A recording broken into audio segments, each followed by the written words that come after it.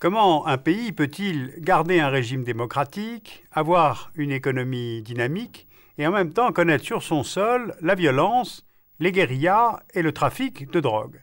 Eh bien, le cas de la Colombie mérite quelques explications en carte. La Colombie est un point de passage entre l'Amérique du Sud et l'Amérique du Nord. C'est le seul pays sud-américain à s'ouvrir à la fois sur l'océan Pacifique et sur la mer des Caraïbes. Or, malgré ces deux façades maritimes, les pôles de développement de la Colombie sont situés dans la chaîne des Andes. C'est d'ailleurs dans les Andes que se trouve Bogota, la capitale.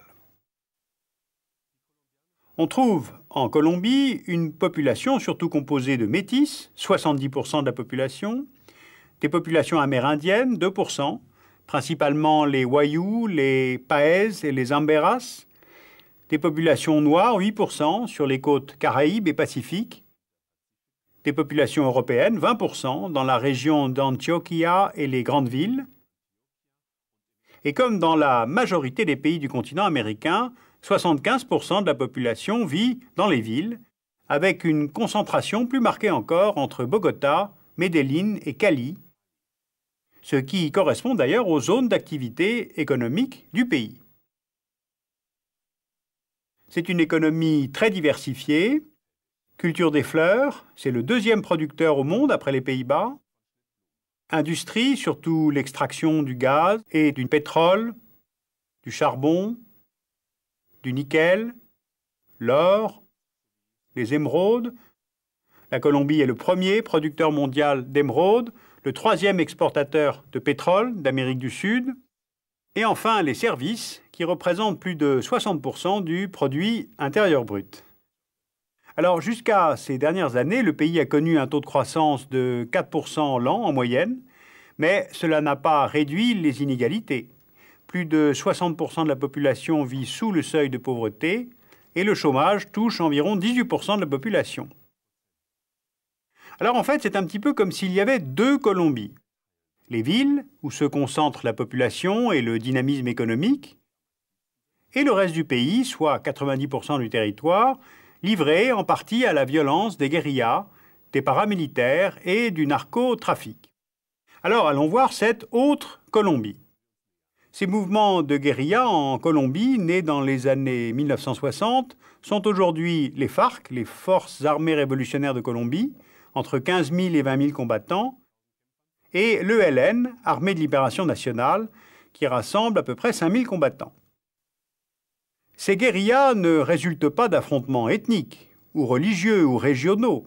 Ce sont des forces politiques et sociales qui en sont venues à exprimer leurs revendications par la violence, tout simplement parce que personne ne les écoute.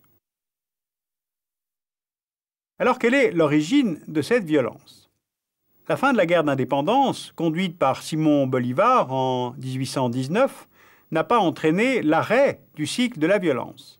Elle semble récurrente en Colombie comme une guerre civile permanente, exprimant l'opposition entre les conservateurs, traditionnellement catholiques, favorables à un État centralisé, et les libéraux, favorables à un État fédéral et laïque.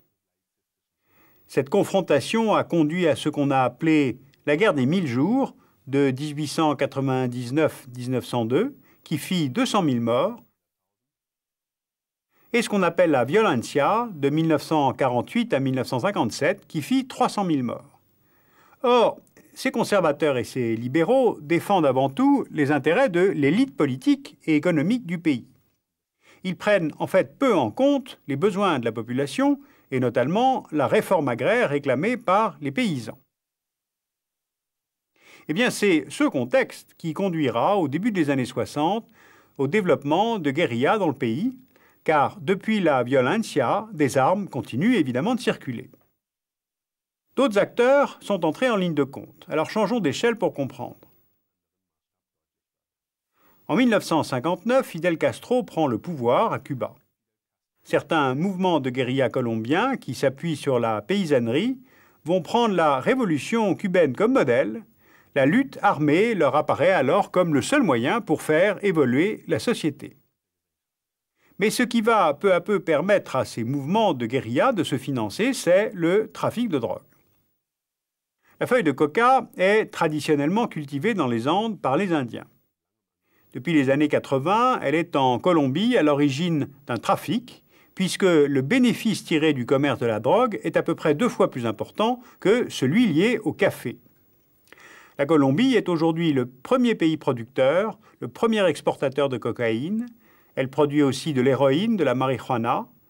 Une grande partie des revenus de la drogue, entre 1 et 4% du PIB, revient d'ailleurs s'investir en Colombie, notamment dans les secteurs de la pharmacie, des services et de l'immobilier. Au départ, le trafic de cocaïne s'organise autour des cartels de Cali et Medellín et profite de plusieurs atouts géographiques. D'abord l'ouverture de la Colombie sur les 2 océans avec la côte Caraïbe, qui est un lieu traditionnel de contrebande.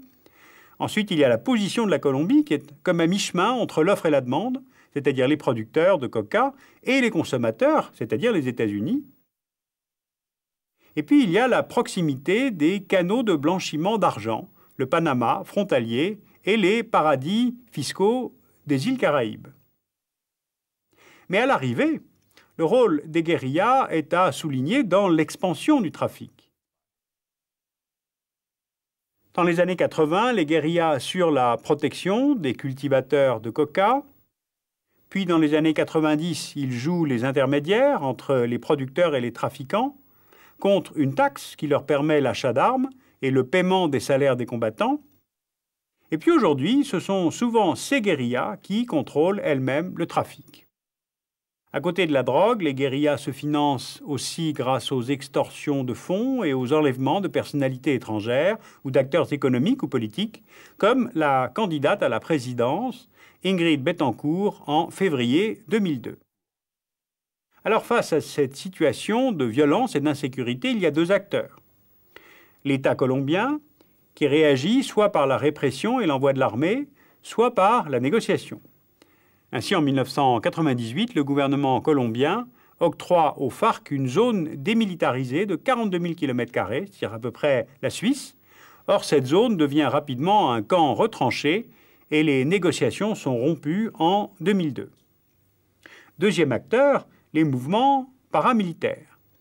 Ils veulent pallier l'impuissance de l'État. Au départ, ils émanent d'entrepreneurs, de gros propriétaires terriens qui sont excédés par le racket des guérillas et qui cherchent à protéger leurs intérêts. Or, l'émergence de ces mouvements paramilitaires contribue à l'augmentation de la violence, car ils se financent, comme les guérillas, par le trafic de drogue et le racket et les enlèvements. Eh bien, c'est dans ce contexte que le gouvernement colombien élabore avec les États-Unis ce qu'on appelle le Plan Colombie. L'objet de ce programme d'aide militaire et économique, c'est la lutte contre la production de drogue, qui est le nerf de la violence en Colombie. Et en face, les États-Unis sont évidemment le principal débouché de ce trafic de drogue. Or, pour certains analystes, les États-Unis disposent en fait déjà de bases militaires dans la région, Équateur, Salvador, Curaçao, Guantanamo à Cuba, au Honduras aussi, et ce plan en fait renforcerait la présence militaire américaine dans la région, notamment depuis le retrait américain de Panama. Cela sert en fait à défendre des intérêts économiques américains, comme par exemple l'oléoduc du Canao Limón, qui traverse le nord-est de la Colombie pour la Compagnie Occidentale Petroleum de Los Angeles. À cette violence endémique, l'État colombien répond soit par la répression et l'envoi de l'armée, soit par la négociation. Depuis les années 2000, des moyens plus importants ont été déployés pour lutter contre les FARC, notamment grâce à l'aide américaine. Et le président colombien Álvaro Uribe, élu en 2002, a lancé un plan pour affaiblir les FARC en les isolant de leur base arrière. Sa réélection en 2006 montre que sa politique est plutôt soutenue par la population de la Colombie, car évidemment c'est la population civile qui demeure la première victime du conflit. Cette violence aurait déjà provoqué 23 000 morts, 2 millions de déplacés et 4 millions d'exilés.